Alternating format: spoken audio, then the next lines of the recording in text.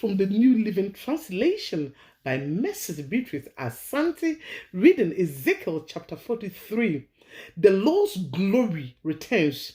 After this, the man brought me back around to the east gateway.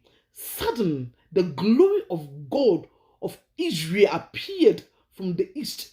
The sound of his coming was like a roar of rushing waters, and the whole landscape shone with his glory. This vision was just like the others I had seen, first by the Kibar River, and then when he came to destroy Jerusalem.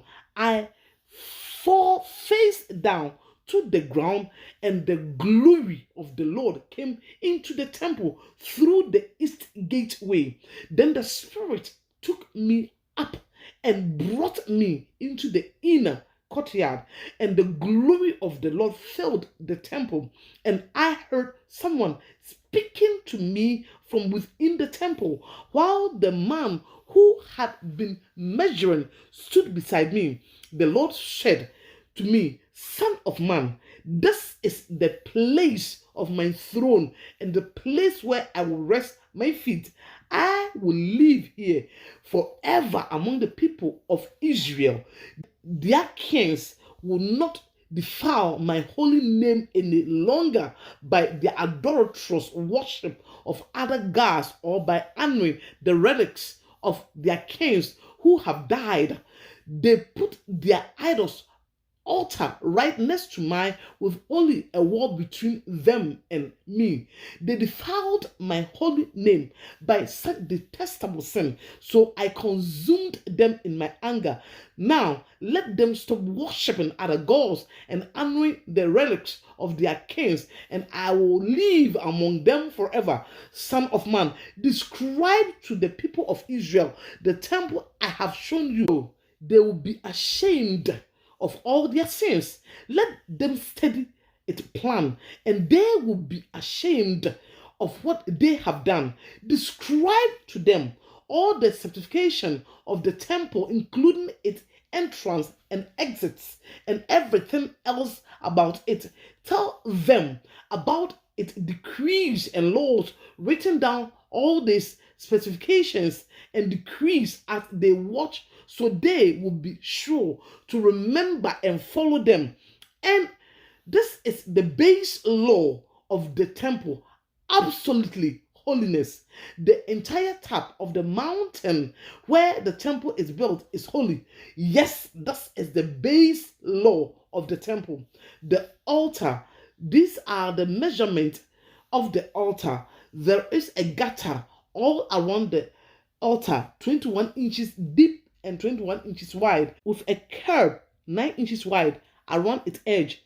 And this is the height of the altar. From the gutter, the altar rises 3.5 feet to a lower ledge that surrounds the altar and is 21 inches wide. For the lower edge, the altar rises 7 feet to the upper ledge that is also 21 inches wide.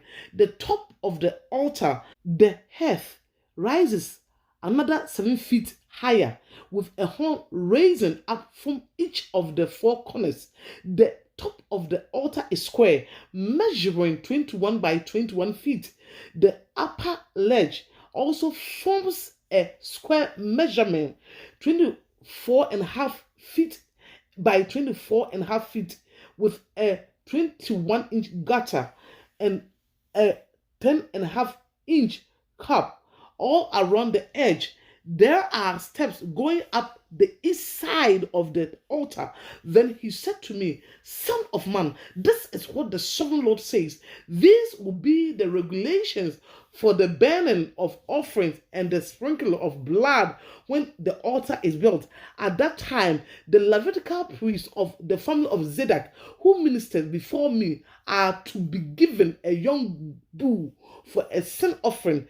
Say the sovereign Lord, you will take some of its blood and smear it on the 4 horns of the altar, 4 corners of the upper ledge, and the cup that runs around the ledge. This will cleanse and make atonement for the altar. Then take the young bull for the sin offering and burn it the appointed place outside the temple area. On the second day, sacrifice as a sin offering a young male goat that has no physical defect. Then cleanse and make atonement for the altar again, just as you did with the young bull. When you have finished the cleansing ceremony, offer another young bull has no defect and perfect from the flock.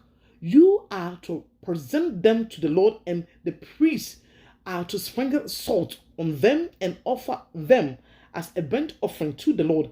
Every day for 7 days, a male goat, a young bull, and a ram from the flock will be sacrificed as a sin offering. None of these animals may have physical defect or any kind. Do this each day for 7 days to cleanse and make atonement for the altar, thou setting it apart for holy use. On the 8th day and on each day afterward, the priest will sacrifice on the altar the burnt offering and peace offerings of the people. Then I will accept you. I, the sovereign Lord, have spoken. Amen and amen.